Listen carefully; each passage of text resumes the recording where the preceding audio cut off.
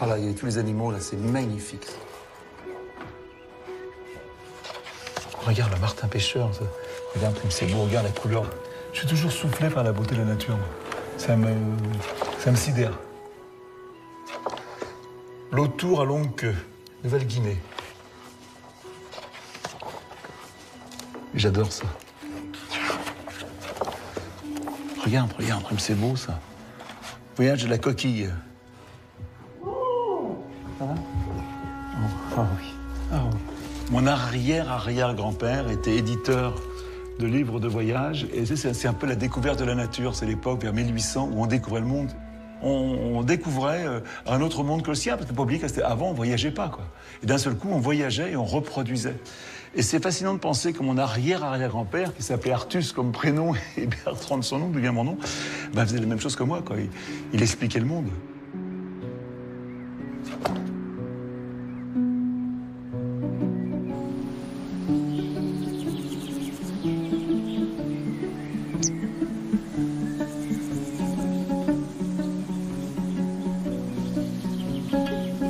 Comment j'ai eu l'idée de faire ce film vivant?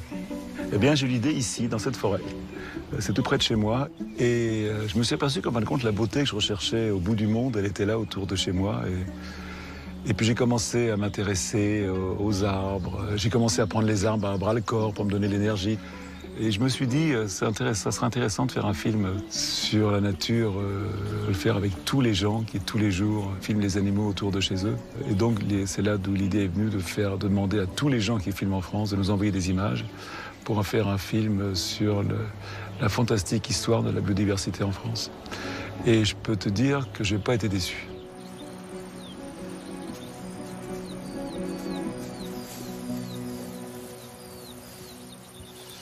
Le chevreuil, il est passé par là-bas. Regarde ça que tu as. Toujours épaté par la matière incroyable de cette biomasse qui pousse.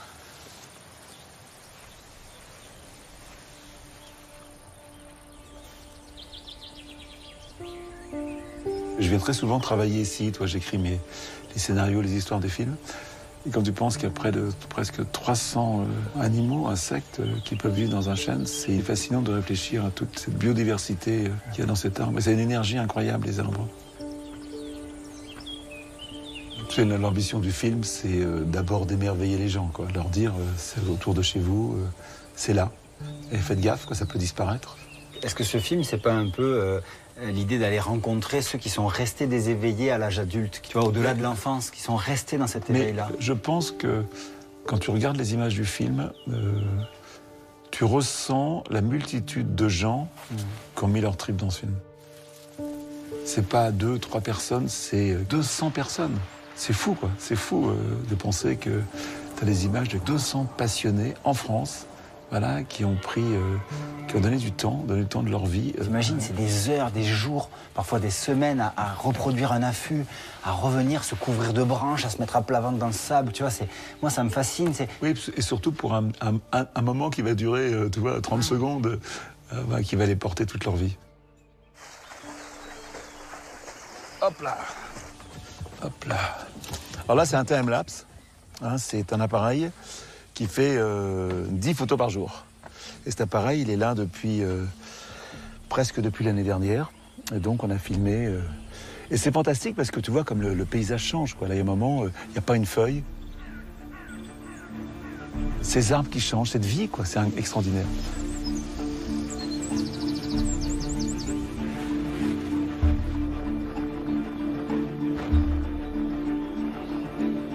C'est hyper important d'aller à la rencontre de ces gens qu'on va découvrir, on va s'immerger dans leur quotidien. Tu vois, je pense que c'est important. Ah, mais surtout, je crois que c'est une question qu'on va tous se poser. Comment on a pu filmer un lynx comme ça, quoi? Comment on a pu filmer ces animaux des marais, les animaux qu'on voit tous les jours au bord de la mer, comment quelqu'un les a filmés d'une façon différente? C'est expliquer un petit peu aussi les secrets de tournage, tu vois. Bien sûr. Tu vois, et d'expliquer la technique. Ouais. Et ça, ce film va servir à ça. Ouais. Et peut-être ça va développer forcément des vocations. Hein.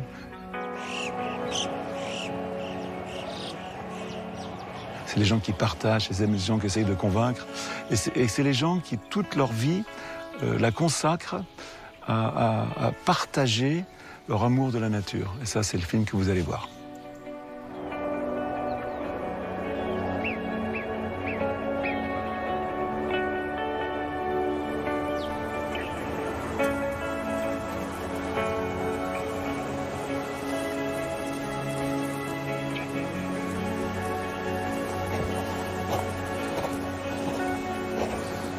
Quand je réfléchis vraiment à l'intérêt que j'ai des animaux, c'est pas juste parce que je trouve que les animaux sont mignons. C'est pas du tout ça. C'est vraiment une compréhension du monde du vivant.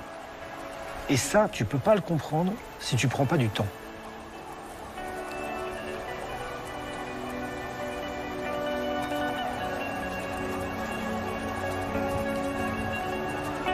Mon métier, c'est effectivement photographe et réalisateur. Et là, au fil du temps, l'aspect professionnel finit par presque disparaître pour l'intérêt même des animaux.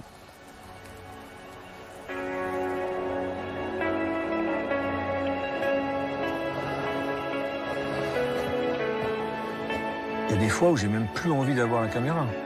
Il y a des fois où juste un plaisir ne serait-ce que de pister déjà, de savoir, tiens, celui-ci, il est passé là. Parfois, je le perds, parfois, je l'ai.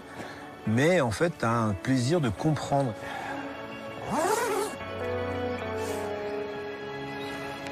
Je peux pas m'ennuyer dans un affût. Parce que tu as toujours un truc où tu essaies de comprendre quelque chose. Avec le lynx, c'est ça. C'est au fil des années, je dirais même que plus je travaille sur le lynx, plus je suis intéressé. Mais pas que sur le lynx, sur tout ce qui entoure la vie du lynx. Ça, c'est vraiment fascinant.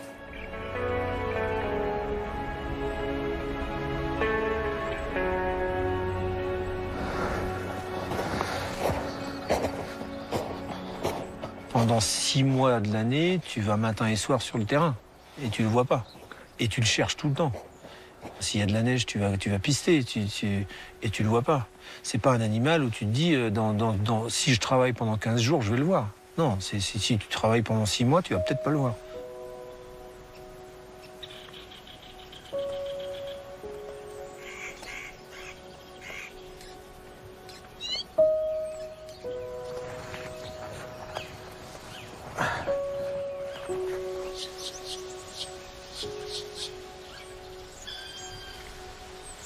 Le lynx, il a été réintroduit au début des années 70. Maintenant, on a 150 individus sur toute la chaîne du Jura. Je pourrais me donner, moi, l'impression qu'il y en a beaucoup parce que je montre des images et je travaille dessus depuis 12 ans. Mais c'est vraiment une fausse impression, parce que c'est une espèce qui est hyper fragile, quoi. Maintenant, j'ai beaucoup plus de plaisir à le filmer de loin, sans qu'il me voie du tout et qu'il agisse complètement naturellement, en fait. Anticiper son comportement et le voir alors que lui ne me voit pas, quoi. Et ça, c'est vraiment, même si c'est juste un passage. Je sais qu'il va passer là, je sais pas quand. Du coup, je peux passer effectivement plusieurs semaines à l'attendre. Mais quand je le vois passer à un endroit et je prédisais qu'il passe là, c'est vraiment sympa.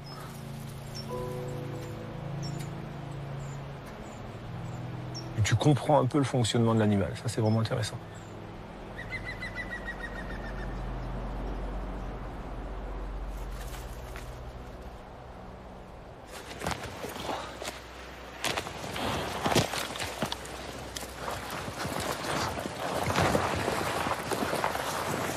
Là, il avance par là.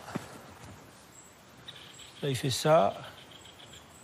C'est quand même très proche d'une trace de chien. Toi, tu arrives vraiment à distinguer... En fait, tu as vraiment les coussinets plantaires qui sont beaucoup plus écartés. C'est plus rond. Et les griffes sont beaucoup plus fines que celles du chien. Petit rasoir, quoi.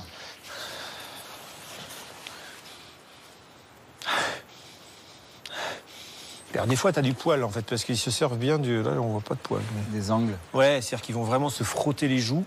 Et là, comme on est en pleine période de repos, ils marquent tous les 20 mètres. T'as les mâles qui vont sur un petit être, une petite branche basse, un caillou, une borne. Donc là, on est vraiment dans le début de la période de reproduction. Donc là, on va entendre les appels. Et ça, il peut même faire ça quasiment toute la journée, quoi. Il y a 2 ans, je voulais enregistrer les appels.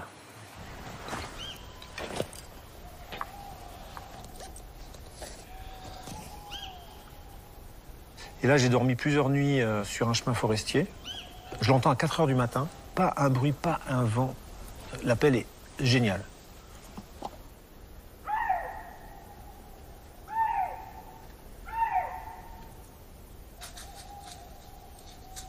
j'entends ses pas dans les feuilles et il arrive sur le chemin où je dors.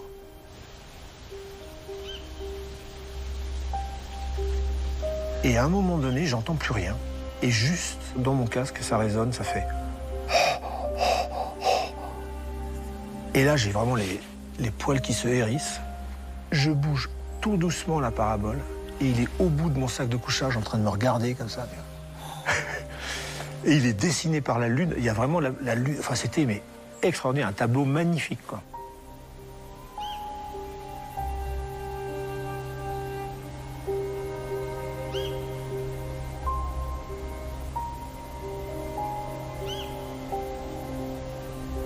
Et j'ai vraiment eu la trouille pendant un quart de seconde, tu vois.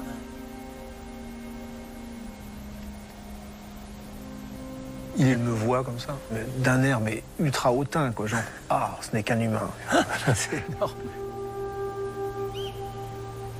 T'as des rencontres qui sont juste magiques.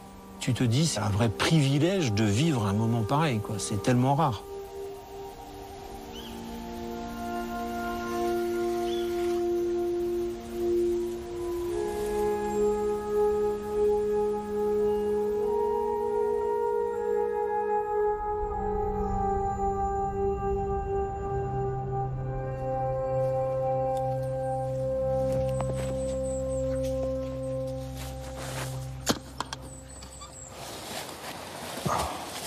Alors, c'est du chamois. Et là, t'as le lynx qui arrive le lendemain, quoi. ah ouais, c'est génial de rentrer dans l'intimité du comportement des lynx. Le piège, c'est top. Ouais. Pour le piège vidéo, c'est top, ça. C'est vrai que là, il n'y a pas d'intrusion. C'est un œil sur le sauvage, quoi. Ouais.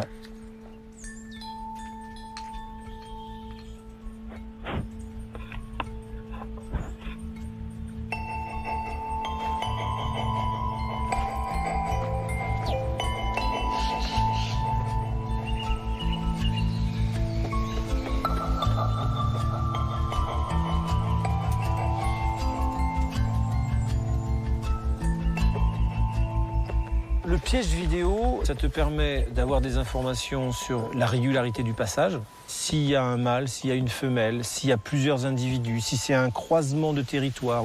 Et puis après, si la femelle que tu connais, en juin, juillet, août, tu peux voir la femelle avec les petits, par exemple. Et par ton approche, tu as acquis une sacrée connaissance du lynx. C'est quoi ton sentiment par rapport à la situation justement de l'espèce dans le Jura aujourd'hui? On se rend compte maintenant qu'il y a un problème génétique. En fait, on n'a relâché qu'une vingtaine de lynx, tu vois, il y a 50 ans, pile cette année d'ailleurs, qui sont les ancêtres de tous les lynx actuels. Et par conséquent, tu vois, la souche génétique n'est pas suffisamment diversifiée. Il faudrait presque 1000 individus. Là, on en est hyper loin. Mais là, ce qui se passe actuellement, c'est que les jeunes cherchent des territoires, mais qui sont déjà occupés. Et par conséquent, on voit depuis déjà quelques années des jeunes qui se font écraser parce qu'ils doivent traverser les routes. Et les gros problèmes, c'est la route, braconnage, et puis maintenant, le problème génétique, quoi. Donc tu as quand même une inquiétude qui domine en toi au sujet du lynx. Quand tu as 150 individus quasiment dans toute l'Europe de l'Ouest, ça veut dire que c'est une espèce qui est vulnérable et il suffit de très très très peu de choses pour que la population disparaisse d'un coup, quoi.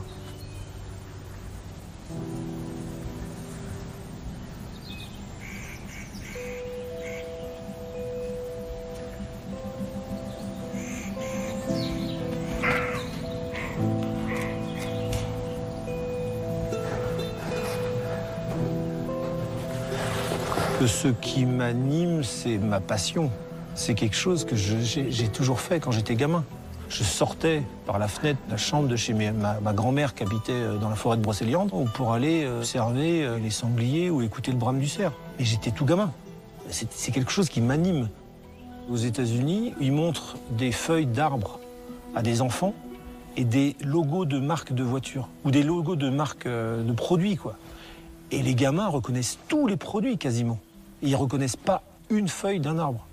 Moi, ça me rend dingue, quoi. Ce que j'aimerais bien, c'est qu'on comprenne que tout ce qui est vivant autour de nous a une raison d'être. Et que sans ça, le monde s'appauvrit terriblement. On ne mesure pas vraiment l'importance des autres espèces que l'humain. Et si on comprenait ça, je pense qu'on aurait un regard sur la planète d'une façon générale, sur le vivant en général, beaucoup plus respectueuse.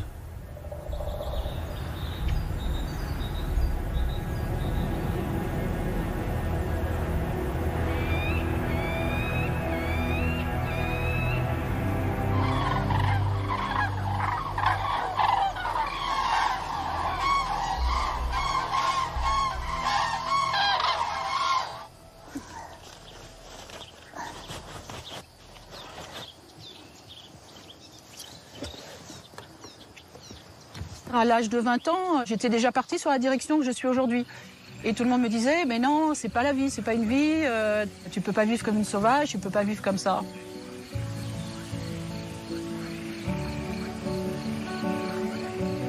Ben voilà, je suis rentrée dans le moule en travaillant donc en grande distribution. J'ai travaillé au rayon poissonnerie, après j'ai travaillé en caisse. Voilà, j'ai craqué et je me suis dit, bon allez, c'est bon, c'est pas ce que je veux, j'arrête tout.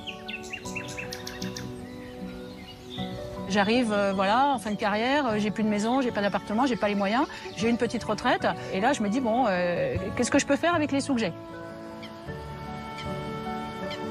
Grâce à des vidéos qui tournent sur les réseaux, j'ai vu que des personnes pouvaient vivre ou au moins partir avec un kangou. Et là, voilà, j'ai franchi le pas et je fais le tour de France, où je sillonne la France plus exactement, à la recherche de la biodiversité. Dans les coussins, j'ai mis des vêtements, surtout les vêtements d'affût et tout ça, là, les blousons, les assiettes, enfin voilà, il y a tout ce qu'il faut pour manger. La chambre, la cuisine, le bureau. C'est marrant parce que les gens m'invitent chez eux. Ils m'ont dit, si tu veux, viens dormir à la maison. Si tu veux, on te laisse une chambre. Si tu veux, on te laisse un bureau. Viens dormir chez nous. Ou viens de prendre une douche et tout. Et je me dis, non, mais moi, je suis bien dans ma voiture. J'ai tout ce qu'il me faut. Voilà, je me lave, j'ai une gants de toilette. Des fois, je prends de la douche à l'arrière de la voiture. Bon, voilà, franchement, j'ai tout ce qu'il me faut.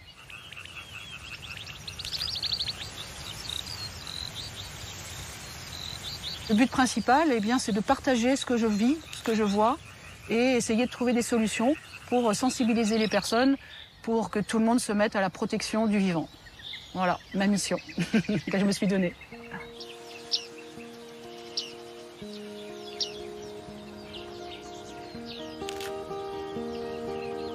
Vraiment superbe. C'est un truc très bizarre, à l'inconnu du jour, mais il est magnifique. Je suis pas photographe. C'est ça que je veux montrer aussi, c'est que tout le monde peut faire de la photographie. Et là, aujourd'hui, je veux montrer que toute la biodiversité est magnifique.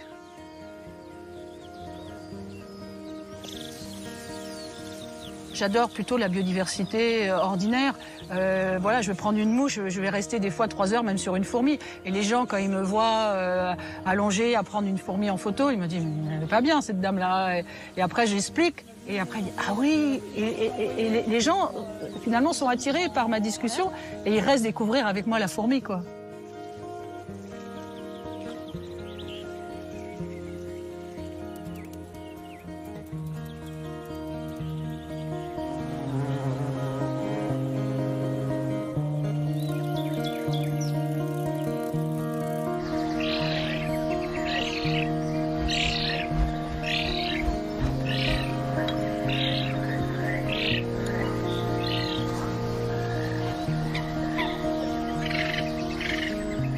Regarde, tout au milieu, là-bas, t'as un tas de terre, tu vois. Bah, dedans, t'as un nid, et c'est des foulques. C'est un oiseau noir avec une petite tache blanche. La grande aigrette. Alors elle, quand elle est amoureuse, vous savez ce qu'elle a? Une petite tache verte au-dessus de son bec. Il y a son bec, et puis là, elle a une petite tache verte. Tous les animaux, ils se déguisent un petit peu quand ils sont amoureux. Mon cheval de bataille d'aujourd'hui, c'est de faire connaître les sciences participatives, que tous les citoyens peuvent contribuer à la connaissance de la biodiversité, savoir où elle se situe. Moi, je veux les accompagner, toutes les personnes qui veulent découvrir la nature. Et autrement, tu as les petites rainettes que tu trouves carrément sur les roseaux. Et quand tu la vois, ça fait vraiment vert fluo et tu as l'impression que c'est une feuille. Et puis là, tu te dis, non, mais c'est une feuille. Et non, c'est une petite grenouille. Elle se cache.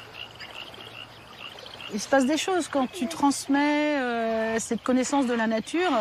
Là, les enfants sont émerveillés. Au début, ils ont peur. J'ai plein d'anecdotes. Donc là, c'était un public que j'avais reçu des personnes à handicap, dont un enfant qui était beaucoup dans les hôpitaux, qui avait un problème de santé importante, et qu'on avait réussi à emmener en bateau, et voilà. Et à la fin de ces 4 jours, voilà, il veut me dire, il me dit jamais j'oublierai ce qui s'est passé. Et il a vécu des choses fortes. Et il nous fait aussi, vous voyez, l'émotion que j'ai, eh bien, c'est réciproque. On crée de l'émotion dans la nature. On la vit.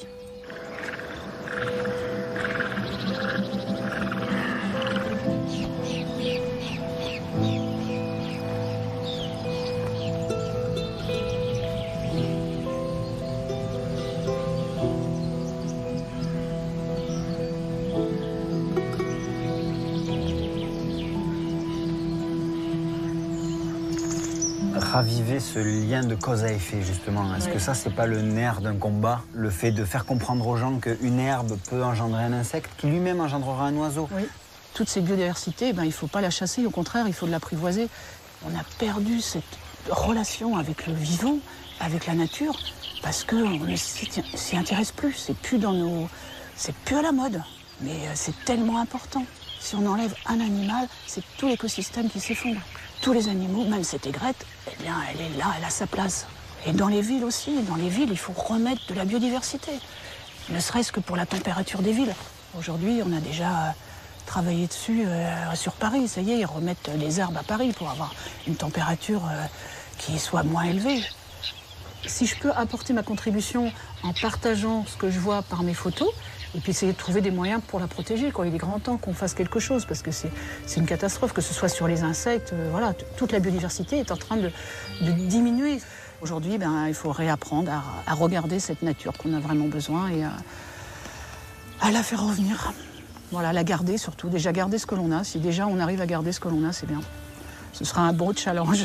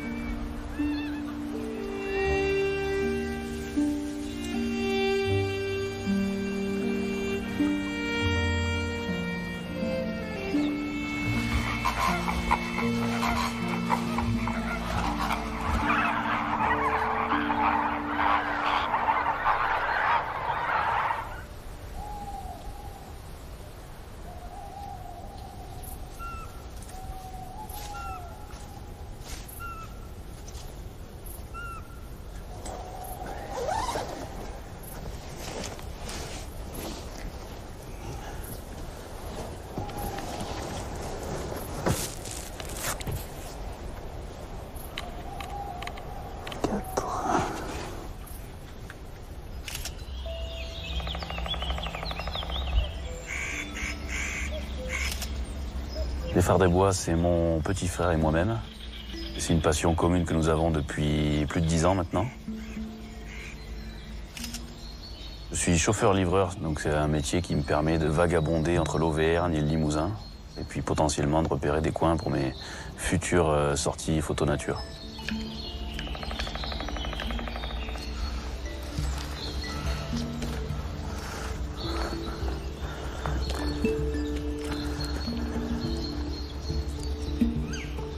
Avec Julien, nous, on a la chance d'être deux et c'est vraiment plus qu'un avantage, c'est qu'on partage déjà ce qu'on vit. La photographie, c'est quand même un hobby solitaire et là, du coup, on est deux solitaires ensemble, donc on a un duo qui crée une émulation parce que quand l'un perd un peu du moral, parce que ça joue quand même beaucoup à ça, hein, quand on prend 3-4 affûts bredouilles d'affilée, le cerveau, il prend un coup. Même si nous, on n'y croit plus, le deuxième va y croire pour l'autre. Et du coup, ça remotive, on dit, tiens, si lui y croit, il faut que j'y aille, je suis obligé d'y aller, parce que lui y croit. Nous, ce qu'on aime, c'est s'effacer. En fait, montrer que l'homme peut être inexistant. Même si la campagne ici, elle est façonnée par l'homme, on peut s'effacer et voir des animaux dans leur comportement, dans leur mode de vie, dans leur intimité. Et ça, c'est le plus beau des cadeaux.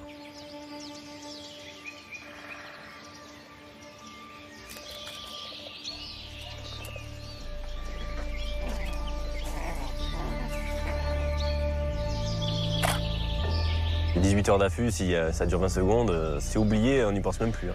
Le rocher, il pouvait être inconfortable, là où on était assis, mais on sent même plus la douleur quand l'animal est là. Ouais, ça, on le paye le surlendemain, ça. On le paye sur le lendemain, ouais.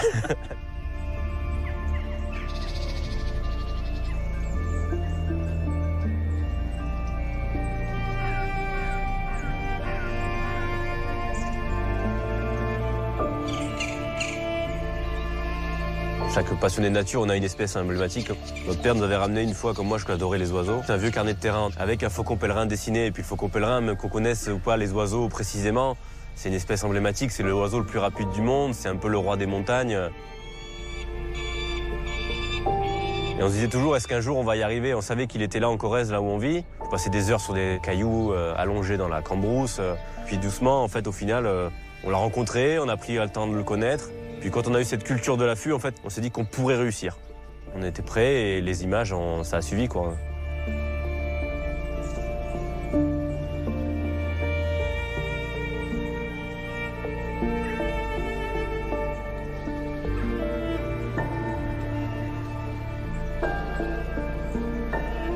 Et là, on a fait les premières images, j'avais une larme aux yeux, l'émotion, on tremblait. Ça fait 5-6 ans qu'on l'observe et là, on a trouvé le bon endroit. En un jour, pam, c'est l'image, elle marche, ça veut dire que la patience a payé, quoi. L'aventure a commencé comme ça et depuis, dès qu'on peut, on y va, quoi. Cette émulation entre tous les deux, si on n'avait pas ça, je ne sais pas si on serait à ce niveau, sans se jeter des fleurs, à ce niveau de la photographie. Chaque jour était une nouvelle aventure avec le Faucon Perrin. Chaque nouvel affût, on voyait un nouveau comportement. Le mâle, ce qui couvait, qui remplaçait la femelle. Et la femelle, du coup, part chasser. Et là, en fait, c'est une scène qui est assez marrante, c'est qu'il y a toujours cette concurrence avec le grand corbeau parce qu'ils se battent pour la meilleure place sur la falaise.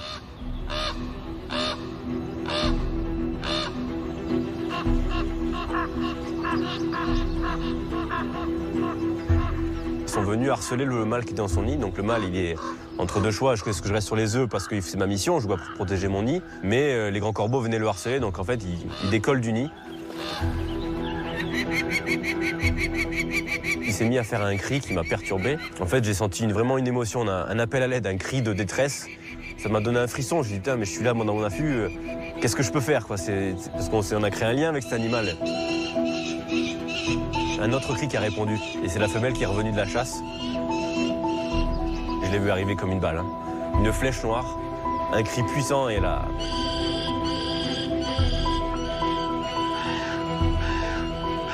Elle a tapé un des grands corbeaux, mais tellement fort qu'on aurait tué une pâle, quoi. Ça fait un POC. Et les grands corbeaux se sont tous dispersés. Il y en a un qui a perdu quelques plumes. Le mâle est retourné sur le nid, protéger les œufs, et elle a chassé tous les grands corbeaux un par un. Et là, je vois la femelle qui arrive sur le rocher, trempée, les plumes hérissées, avec du sang recouvert sur le visage. Je me suis rendu compte que c'était le sang des corbeaux qu'elle avait sur le bec, elle en avait dans l'œil, sur la cire du bec, et elle est restée une bonne demi-heure hérissée comme un dragon en colère, à crier fort, fort, fort en me disant « Vous m'avez affronté, voilà, vous avez joué avec le feu, vous êtes brûlés. » Et plus jamais les corbeaux de l'année sont rapprochés de la falaise, quoi.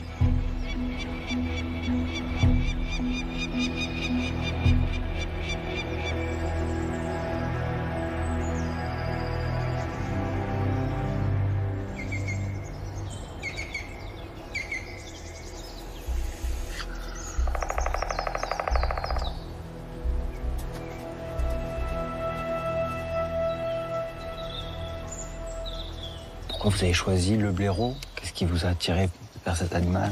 C'est un animal qui n'est pas forcément bien représenté en image, en photographie animalière. C'est compliqué déjà de le faire, de le voir, d'avoir des terriers qui sortent plus ou moins 2 jours, parce que c'est un animal nocturne. Et le fait que le blaireau soit aujourd'hui persécuté, on les piège dans leur terrier, on leur envoie les chiens, on les gaze, enfin il y a quand même eu beaucoup de persécutions autour de l'espèce. Est-ce que ça donne pas envie de le réhabiliter dans l'esprit du public? Si. Souvent cette image du blaireau, du vieil ours sale des campagnes, là, cette tradition un peu malsaine là, de persécuter ce qui pourrait être un prédateur en fait, ou un concurrent de l'homme, alors que pas du tout. Est-ce que le rôle quelque part du vidéaste ou du photographe animalier, c'est pas aussi de restaurer la véritable place d'une espèce? Je pense qu'on peut tous être d'accord en tant que cinéaste, photographe animalier, on est privilégié parce qu'on assiste à des scènes que la personne qui vit en plein centre-ville de Paris ne verra pas forcément. Donc on a ce devoir de partager pour de donner ce sentiment d'émerveillement qu'on a pu vivre nous. Ce serait égoïste en fait de garder des images pour nous. Ça serait dommage. Il faut montrer. C'est un patrimoine qu'on mérite tous d'observer, qu'on mérite tous de préserver.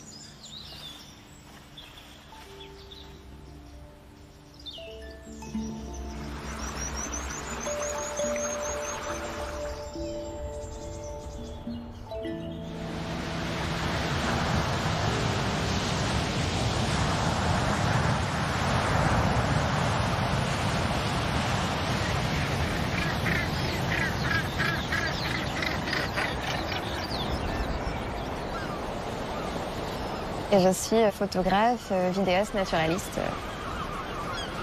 Quand je suis dans la nature toute seule, je ressens quelque chose que je ressens nulle part ailleurs en fait. Depuis toute petite, mon père, qui est naturaliste, m'a inculqué ses connaissances. Et j'ai fait des études qui n'avaient aucun rapport avec la nature. J'ai grandi à la campagne et quand je me suis retrouvée en ville, ça m'a tellement manqué d'un coup que j'ai eu un retour immédiat. Moi, c'est vraiment la curiosité qui m'anime, c'est-à-dire de toujours gratter pour voir ce qu'il y a autour de moi en permanence, essayer de trouver des petites bêtes. Je mets mon boîtier là, puis je le pose dans l'eau comme ça. Et vu que c'est du grand angle, ça donne tout de suite une impression d'immensité, comme si tu étais à l'échelle de l'animal.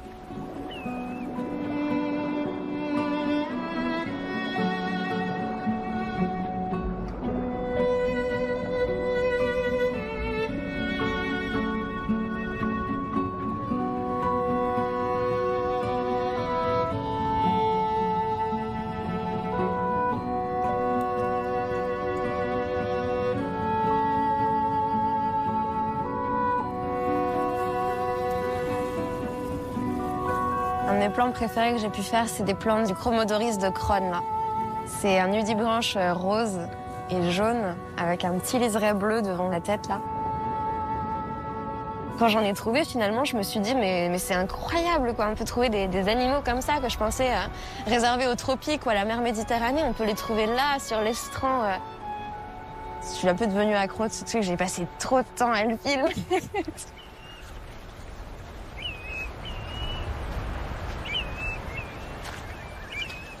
Je viens à peu près 2 heures, 2h30 avant la marée basse pour avoir toute la mer qui se retire quand j'arrive. Donc ça me laisse beaucoup plus de temps pour filmer.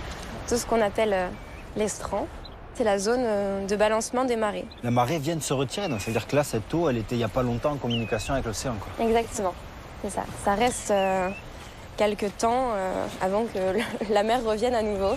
C'est un biotope qui est rythmé par la marée. À chaque fois que je viens ici, je trouve une espèce que j'avais pas vue avant. J'ai adoré filmer la pétoncle parce que c'était une espèce qu'on connaît beaucoup au niveau gustatif. Mais là, on filmait des vivantes, j'ai vraiment vu pour le coup l'animal. Tous les 5 mm, t'as un œil, quoi. Un œil qui te regarde, elle voit très très bien. Dès qu'elle te voit, elle se ferme. Il y a quand même c'est un animal, quoi. Faut pas l'oublier.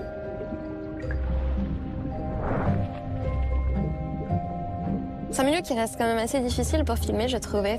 Il y a certaines contraintes. Déjà, le matériel n'aime pas l'eau, n'aime pas le sel. Mais c'est vrai que une fois que tu arrives à t'immerger, c'est vraiment un autre monde, quoi. C'est complètement un autre délire. Me mettre à leur échelle, ça me permet vraiment aussi d'avoir des comportements qui changent un peu de l'ordinaire, quoi. De prendre du temps aussi pour observer ces espèces-là. Par exemple, pour essayer de filmer des bernard l'ermite qui changent de coquille. Ah ouais, t'as déjà filmé ça ? Qui s'échangent les coquilles, ouais.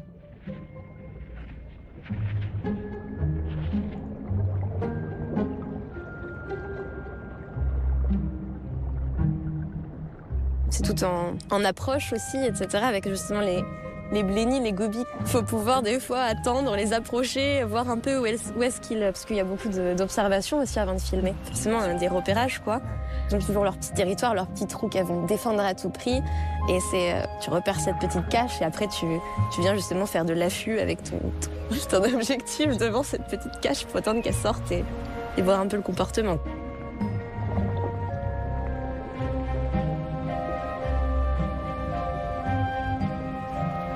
Mais les gens, ils se rendent pas compte que là, ils marchent sur du vivant, quoi. Parce que c'est vrai que ça a l'air d'être un sol un peu rocheux, rocailleux, mais pas du tout, en fait. C'est ça, pas du tout. C'est des hermènes, c'est des petits vers. Alors donc que ça, c'est les constructions faites par les vers. C'est ça, c'est ce que les vers construisent, mais dans le petit tube, voilà, t'as le ver. Tout, c'est une agglomération d'hermelles les uns avec les autres, cet enchevêtrement d'hermelles qui construit ce milieu, ce récif, quoi. Mais mine de rien, ça reste quand même assez fragile. C'est assez fragile au piétinement, aussi aux gens qui vont penser que c'est juste un bloc de sable aggloméré par l'océan ou quelque chose comme ça qui vont venir. Ça se casse quand même. L'été, là, la pêche à pied est de plus en plus prisée en famille, etc. Il faut continuer quand même à sensibiliser pour pas que les gens ils pêchent n'importe quoi, pour pas que les gens ils piétinent, pour qu'ils se rendent compte aussi de la richesse et de la fragilité de ce milieu.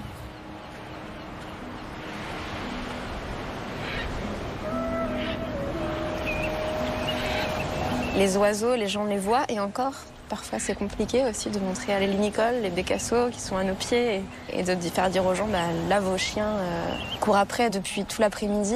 Et vous voyez, c'est des oiseaux qui sortent de nidification, qui reviennent de migration, qui sont en train de faire leur stock pour l'hiver, pour pouvoir tenir quand même, parce qu'après ils doivent repartir. Enfin, c'est compliqué.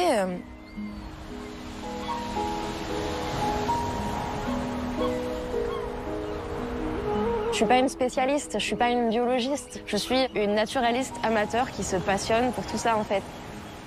Ce qui me révolte le plus, c'est le fait de ne pas se rendre compte de ce qu'il y a juste à notre porte. Je filme d'abord pour les autres, je pense. Et d'ailleurs, c'est pour ça que je partage énormément aussi sur les réseaux sociaux, parce que pour moi, c'est super important de montrer tout ça, en fait.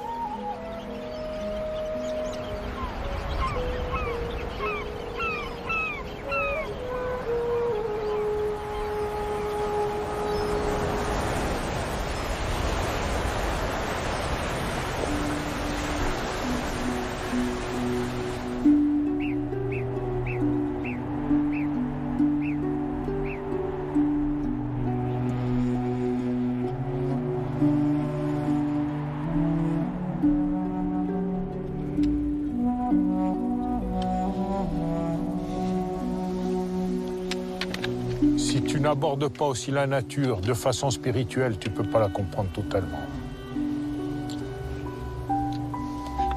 Si tu l'abordes que de façon cartésienne, ça ne suffit pas. Nos ancêtres, ils se faisaient comme ça, ils l'abordaient aussi de façon spirituelle.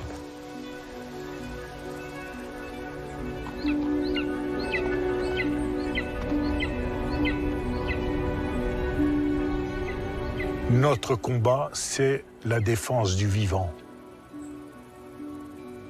Ça fera 50 années que je consacre à la protection de la nature. En fait, 50 ans pour mener des combats comme cela, c'est beaucoup pour un homme, mais c'est peu en réalité pour une espèce.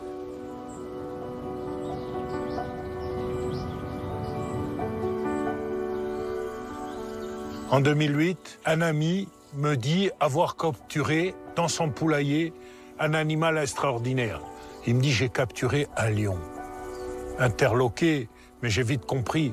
J'ai dit, tu as capturé le chat-renard. Il me dit oui. Il avait disparu. Plus personne ne relatait d'apparition. Et de là est parti l'intérêt de monter un programme de recherche. On l'a vu se déplacer. Il ne se déplace pas du tout comme un chat domestique. Il rase le sol. Ses couleurs font penser à celles du renard.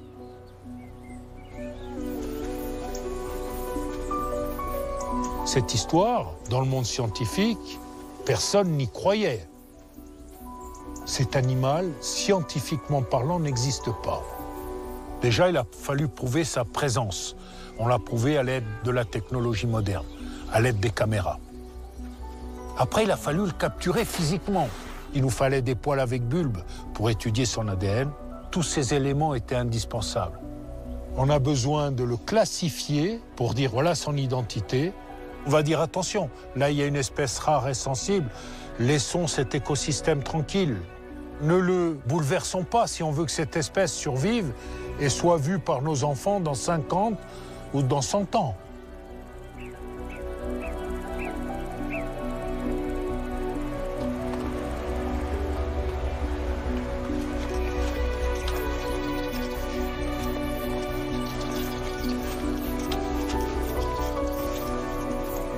Tout ce versant sud, sur plus de 3000 hectares, a été mis en réserve en 1953. Sans cette initiative, cette population de mouflons aurait disparu. Dans ce massif, il y avait donc une population de mouflons de Corse et de grande valeur, du coup. De grande valeur, c'était les derniers. Donc on a jugé qu'en 1953, il restait une cinquantaine d'individus, pas plus. Au fil des ans, la population a un peu augmenté et s'est étendue sur plus de 50 000 hectares. On a proposé un dossier de classification de cette espèce à la hauteur de ce qu'elle méritait, à la hauteur de son histoire. Ça a été un combat, et un combat gagné pour le mouflon. C'est un animal qui accompagne les hommes depuis la nuit des temps. C'est l'animal qui représente la liberté, qui représente la montagne. Donc c'est un symbole très fort pour les Corses.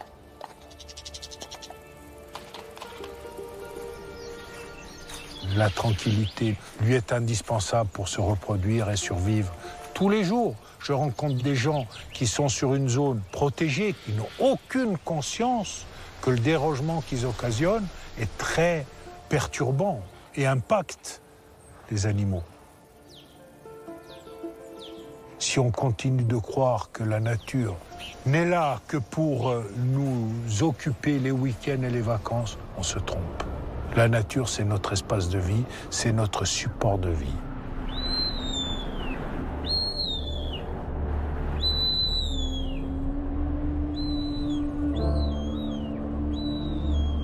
Je crois beaucoup aux générations qui arrivent, parce qu'elles savent qu'elles travaillent pour leur avenir. Qu'est-ce qu'on va leur proposer? Les générations dirigeantes actuelles ne sont pas impliquées. Elles en parlent, mais elles n'ont pas cette sensibilité. Mais la conscience générale monte et il y a de l'espoir.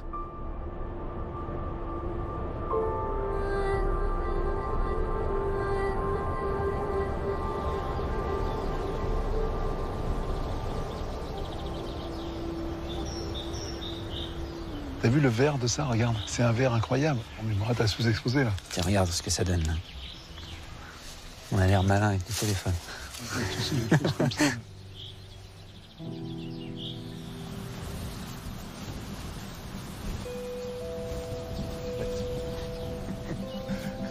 C'est là où il y a ton studio là. C'est intéressant de voir comment tu travailles. Et ça, c'est mon côté un peu casse-pied de vouloir toujours tout être un peu comme ça, tout maîtriser. Tu vois, le côté artisanal. Moi, je suis comme toi. Moi, je veux tout faire, en fait. Ouais, les loups blancs. Ça, c'était un loup qui m'a suivi pendant 2 jours. On m'a mis un peu l'étiquette du photographe, un peu de l'extrême, du froid, parce que j'aimais bien photographier les bêtes. Mais c'est vrai. Dans les tempêtes, tu vois. On peut pas le nier. Et parce que regarde, ces bêtes-là, moi je trouve que c'est... T'as envie de les mettre en valeur et elles ont toute leur dignité, c'est au cœur des tempêtes, quand les éléments se déchaînent. Et c'est là, ce fameux jour-là, que je s'étais exténué, il faisait moins 40, j'en avais marre. C'est là où il y a eu ce moment complètement fou, quoi. Tu vois, tu fais un 360 degrés avec tes jumelles et puis tu tombes là-dessus, quoi.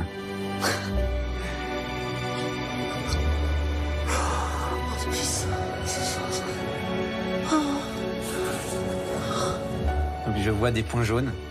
Bon, premier stress, tu dis merde, l'ours polaire. Et à un moment donné, tu dis non, ils sont trop nombreux, c'est pas possible.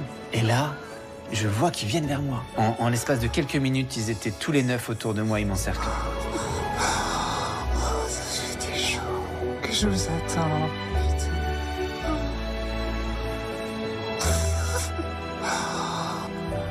Ça t'a hanté pendant des années, tu rêvais de ça. C'est ma 4e expédition quand même. Ah bah il est tout près de toi là.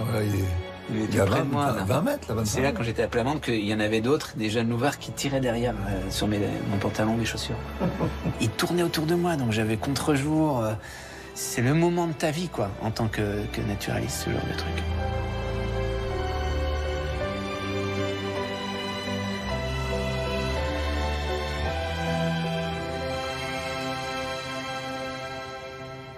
Moi, je voudrais mettre des cerfs et des biches dans le bois de Boulogne. T'imagines? Et je pense qu'on pourrait y arriver. Il n'y a pas de raison que ça ne marche pas. Il y a dans les parcs anglais. Oui, à Richmond Park, là, il y a ça. Des cerfs et des biches. Pourquoi il n'y en aurait pas? Et moi, j'adorerais qu'il y ait des cerfs et des biches qui remontent la Foch. Mais bon, en France, on est quand même des sacrés... voilà, tu vois, regarde, sur les espèces chassables d'oiseaux, on est à 64. La moyenne en Europe, c'est 14. Tu te rends compte? On est quand même des fous furieux. Je suis pas contre, évidemment, chasser les sangliers, les cervidés, les ongulés, quand il n'y a pas assez de prédateurs naturels pour les limiter.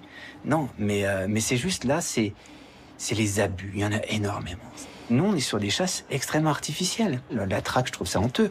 C'est quand même assez déloyal. Tu mets une ligne de chasseurs, ils ont plus de chance, quoi. Non, puis ils tirent n'importe quoi, n'importe quoi. Imagine le dérangement. Ils blessent énormément. Le dérangement qu'ils font. Moi-même, quand je vais en forêt, toi, c'est pareil. On fait attention, on met sur la pointe des pieds, on observe, on écoute. Là, ils perturbent toute la faune, quoi. Si t'as des chats sauvages, des lynx ou quoi, qui ont les chiens aux fesses, bah, c'est un dérangement qui est honteux.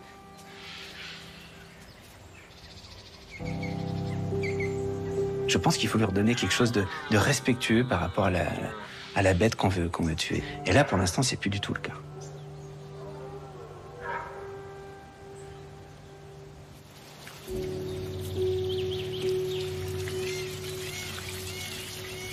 Si tu veux, ça, c'est de l'eau de pluie que je récupère. Comme il n'y a plus du tout d'eau.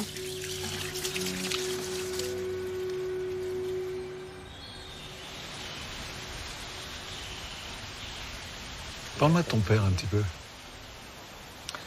Ben, mon père, lui, c'est lui qui m'a vraiment tout appris, en tout cas. Et lui, il n'était pas un consommateur, il a été dans le combat très tôt pour protéger. À l'époque, c'était le combat contre les pluies acides. Maintenant, on n'en parle plus trop. Mais puis le grand tétraque était le combat de sa vie. C'est un oiseau, espèce de gros dindon, qui est quand même là depuis les dernières glaciations. Et là, on est en train de vivre son déclin. Donc lui, c'est 50 ans de sa vie à protéger l'habitat. Il a dormi plus de 600 nuits sous un sapin pour l'observer. Cet oiseau nous a, surtout lui, l'a forgé, et moi d'autant plus. Et il représente énormément. Il représente des forêts pleines de magie, avec des arbres d'âge différents, des arbres différents. Ah, une buse. Une buse. Alors ça, c'est les jeunes buses. Tiens, regarde, elle passe pas loin. Là. Ah ouais. Et donc, cet oiseau, c'est quand même un emblème d'un milieu fantastique qui regorge d'autres espèces.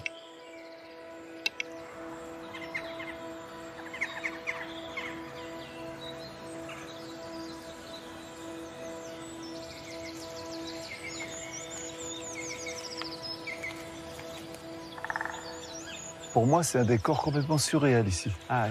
La mousse qui monte le long des arbres. Mais... Regarde, ouais, c'est vraiment un décor que je connais pas du tout. Ça, regardez.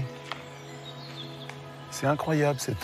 C'est un lit de... On dirait vraiment du lichen. Hein. Ah, regarde comme on est bien là. Ça, c'est un matelas, ça, regarde. Ah ben oui. C'est incroyable comme c'est doux. Regarde. Alors, si vous me parliez un peu de l'amour de votre vie, les tétras. On vit la disparition de cet oiseau qui était toute notre vie, surtout celle de papa. Et comment tu... Papa. Je t'appelle papa. Ah ben tu peux bien sûr, oui. Comme en Afrique. T'as passé ta vie à essayer de comprendre, de protéger cet oiseau qui est disparu pratiquement. C'est la fin de cette espèce qui vivait ici depuis 12 000 ans quasiment. 12 000 ans. Et nous, on assiste à ça. C'est un autre monde, quoi, tu vois. La façon dont il parle du tétra comme un de trésor incroyable. C'est une espèce qui vit grâce à la neige. Je me souviens, dans les années 80 encore, on avait 1,50 m de neige à 1000 mètres, 1200 mètres, début mai. Maintenant, la neige, c'est janvier, février. Donc on n'a plus d'hiver. Puis il y a un autre drame sur le massif, c'est que c'est le développement du tourisme, qui depuis 20 ans a pris un essor incroyable, même ces dernières années, où maintenant les gens vont partout. Ils n'ont plus peur de se perdre parce qu'ils ont un GPS sur leur téléphone. La quiétude, cet oiseau en avait vraiment besoin. Besoin de calme et à chaque dérangement, il perd beaucoup d'énergie. C'est un oiseau, quand il est dérangé, il décolle, mais il est lourd. Et en hiver, il faut qu'il garde ses ressources. Donc il subit des stress, il se déplace, il est affaibli. Et, arrivé au printemps, il est plus suffisamment costaud pour pouvoir se reproduire. C'est terrible de t'entendre parler d'un monde qui s'écroule. Comment tu le vis en tant qu'homme? Eh bien, si tu veux, si je me laisse aller à une réaction spontanée, irréfléchie, t'en chiales. Cet oiseau-là, il m'a montré plus que ça, quoi. En disparaissant, il m'a montré sa résilience. Et le message qu'il nous laisse, c'est « Soyez attentifs à ce qui reste, parce que les autres vont partir comme moi. » Et c'est ça qui est fort pour moi. Ce que tu dis, moi, ça m'émeut terriblement. C'est le symbole de quelque chose. Puis surtout, c'est le travail d'une vie, quoi. Ah, ta vie, quoi. Ah ben oui, 50 ans. De l'accepter avec... tant de positif, que tu l'acceptes en fin de compte. Et tu essaies d'en tirer quelque chose qui t'amène plus... C'est très spirituel tout ça en fin de compte. Je crois. Mais tu sais, quand tu restes sous un sapin des heures, tu deviens un méditant. Pour toi, tout est prière. Le vent, le chant des oiseaux, tout ça c'est des louanges. Et tu vois, les bêtes disparaissent, vont mourir. Tu les entends. Elles ne se révoltent pas, elles ne gémissent pas. Et elles s'en vont. Et ça, c'était ça qu'elles sont. C'est tellement une chance de donner du sens à ta vie. De savoir ce que tu fais est utile. Que tu participes à quelque chose.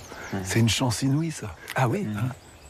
Je pense que maintenant, l'homme, il doit comprendre qu'il faut qu'il sauvegarde des habitats, on sauvegarde des espaces et viendra dedans ce qui viendra. C'est ça le grand message. Ces endroits-là, avec cet homme-là qui est quand même mon père de sang et puis voilà, et puis qui m'a tout appris, il y a quelque chose d'extrêmement fort, si tu veux. C'est probablement la raison pour laquelle je quitte pas les Vosges. C'est pour tout ça, tout ce que j'ai appris grâce à lui, à mes parents, cet émerveillement. Ils nous ont ouvert les yeux sur la beauté du monde, et ça s'est passé là, si tu veux. Tu peux te mettre contre ton père, s'il te plaît. Je voudrais vraiment être dans la... Fais-moi une photo d'amour, tous les deux. Mais plus près de ton père, plus intime. Non, c'est la pudeur vosgienne. Nous, l'amour, c'est pas forcément tactile. Hein. Il y a beaucoup d'amour entre vous deux et ça me plaît.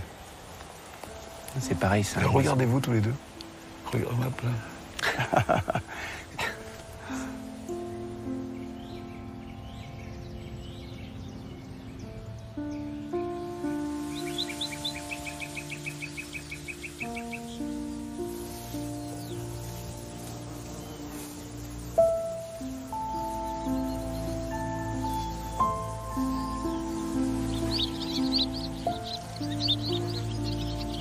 Quand tu penses qu'ici, l'herbe était haute comme ça, qu'il y avait 50 chevaux qui étaient là. C'est fou, hein. C'est fou comme très très vite, regarde la résilience, regarde. Là, comme ça repousse, c'est extraordinaire. Mais moi aujourd'hui, j'ai même plus envie de tondre mon gazon. Tu vois, je laisse le gazon pousser. Ouais. Je laisse les taupes faire leur petit nid.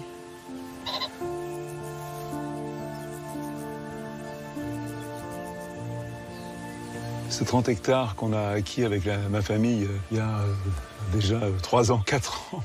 Laisser comme ça un endroit complètement poussé, tu vois, un peu en friche, tu vois. Là, dans ce petit endroit, là, 30 hectares, il y a quand même 350 espèces de plantes et d'animaux, dont 50 en voie de disparition. C'est énorme, toi. C'est un peu renouer avec le vivant, quoi. C'est l'inviter à s'installer aussi. Oui, c'est protéger le vivant, le soigner. C'est notre façon d'investir l'espace que de le consacrer à ça. Mais surtout, c'est tellement plus valorisant pour toi, quoi.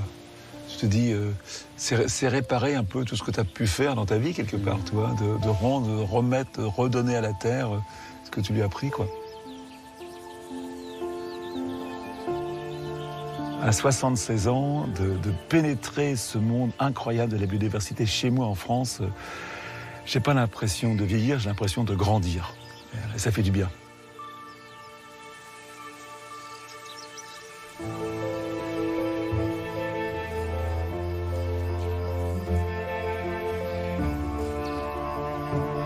Ce film, c'est un film communautaire. La protection de la nature, ce sera communautaire. C'est forcément tous ensemble qu'on va y arriver. Peut-être que ce film peut déclencher quelque chose sur l'intelligence collective. À quoi ça sert? À quoi servent les animaux sauvages? Pourquoi c'est important de les protéger?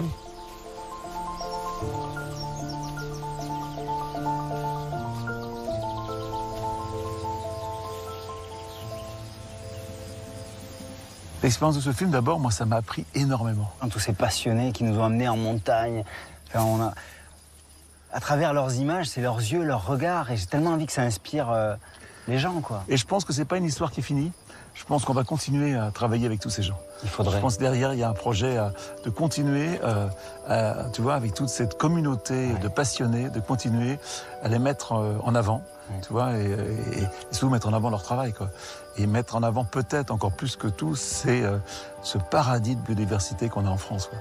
Que ça, c'est quelque chose, je pense qu'on n'a même pas idée. Même moi, quand même, qui m'attendais à ça, ça dépassait mes espérances, quoi. C'est ça qui est fascinant.